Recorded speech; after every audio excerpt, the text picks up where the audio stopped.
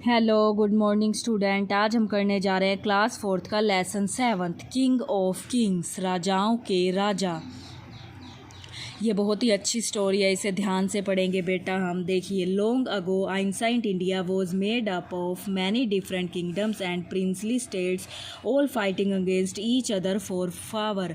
अब क्या हुआ था, बहुत पुराने टाइम की बात है। इंडिया में जो थे वो जो इंडिया था वो छोटे छोटे क्या हुआ था, राज्यों में बटा हुआ था, किंगडम में बटा हुआ था। All fighting against each other for power, और जो वहाँ के राजा थे वो आपस में एक दूसरे के साथ लड़ते रहते थे पावर के लिए।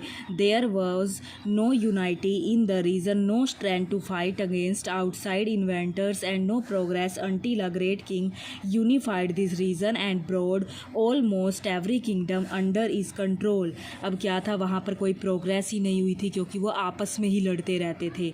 द किंग्स नेम वो Samudragupta and this is his story. ये जो स्टोरी है एक राजा समुद्रगुप्त के बारे में है। आगे देखिए, around 320 AD there lived a king named Samudragupta. He was both wise and powerful। बहुत समय की बात है, एक राजा था जिसका नाम क्या था, चंद्रगुप्त। वो बहुत ही बुद्धिमान था और पावरफुल था। Is eldest son was named Kutch and is youngest son was named Samudragupta. उसका जो बड़ा बेटा था उसका नाम था कच्छ और जो छोटा बेटा था उसका नाम था Samudragupta. At that time it was accepted that the eldest son of a king would take over the throne after his father, but Chandragupta changed the rule। पहले क्या होता था, जो राजा होता था उसका बड़ा बेटा ही उसका राज्य संभालता था उसके बाद, लेकिन जो हमारा चंद्रगुप्त राजा था उसने इस रूल को बदला। He observed all his son and decided that without a doubt Samundragupta, his youngest son, was an ideal choice to become a ruler। Born to Chandragupta from his marriage to Princess Kumari Devi from a Nepali kingdom, it was Samundragupta's fate to one day rule the Gupta empire.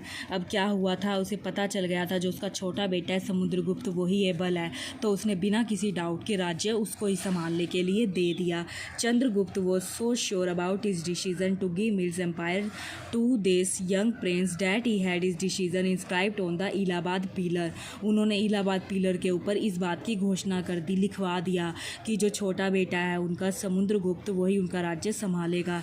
He also publicly announce इस decision in court, और उन्होंने court में भी इस decision को announce कर दिया। Many received this news with a great enthusiasm and joy, but there were many more exceptionally all of. आगे देखिए बेटा, Samudragupta older brothers who were very disappointed and angry at the king decision. कुछ लोग तो इस decision से खुश थे लेकिन कुछ लोग इससे बहुत ही ज़्यादा निराश थे। उनके जो बड़े बेटे थे वो इस बात से नाराज थे।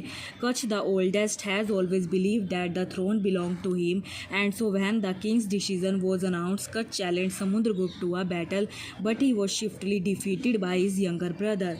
जो कच्छ था वो बहुत ही नाराज था, उसने बैटल के लिए समुद्रगुप्त को ललकारा और वो बैटल में उससे हार गया। Samudragupta came to power in 335 AD as the fourth king of the Gupta empire and ruled for over 40 years. उसने 40 साल तक राज्य किया। His reign has been one of the most important period in ancient Indian history, bringing about the golden age of India, thus proving without a doubt that his father's decision was justified. अब क्या हुआ था कि Indian history में बहुत ही अच्छा time था। इस समय में जो राज्यों में था बहुत ही ज़्यादा उन्नति हुई थी, तरक्की हुई थी, क्योंकि जो समुद्रगुप्त था वो एक बहुत ही अच्छा राजा था। व्हेन द यंग किंग, आगे देखिए, when the young king took control of his empire, much of the region was still very tribulated. There were many little kingdoms and clans within the neighborhood who were determined to fight against each other and the empire. Because of these infighting and mistrust, there were never enough time for progress of prosperity in this region. Samudragupta decided that the political unity under a singular ruler was the only way here, so he began his conquest of northern India. Many battles were found against rival kings and tribal chiefs with Samundragupta coming out victories in each and every battle.